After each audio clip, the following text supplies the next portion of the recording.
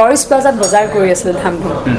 কৰি থাকোঁতে তেনেকুৱা মাজতে দেখিছোঁ ৰবি শৰ্মাই ফোন কৰিছে ফোনটো ধৰিলোঁ ধৰি পেলাই ৰবিয়ে কৈছে তোমাক পটককৈ কি কৰি আছা মই কৈছোঁ মই এনেকৈ কৈছে পটককৈ কথা এটা কওঁ নেকি মই কৈছোঁ পটককৈ কোৱা তাই কৈছে এনেকুৱা এটা কাম কৰিবা নেকি মই কৈছোঁ কেনেকুৱা বা হ'ব কি বা কাহিনীটো তাৰপিছত মই সেই কাপোৰ চাই থকা মাজতে তাৰমানে ৰবিয়ে মোক কাহিনীটোও শুনালে আৰু কাহিনীটো ইমান ধুনীয়া যিহেতু শৰ্ট ফিল্মে কাহিনীটো ইমান কাহিনী মানে এটা প্লট এটা গতিকে এটা সিকুৱেন্স আৰু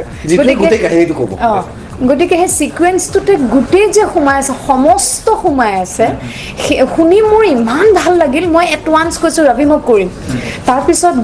গ'ল আহিলোঁ গুৱাহাটী এদিন ৰবিয়ে মোক হেৰি পঠিয়ালে হোৱাটছএপতে যে এইখন স্ক্ৰিপ্ট তুমি পঢ়ি চাবা তাৰপিছত মই সেইদিনাখনো গাড়ীয়েদি কোনোবা এটা কামলৈ গৈ আছোঁ মই আৰু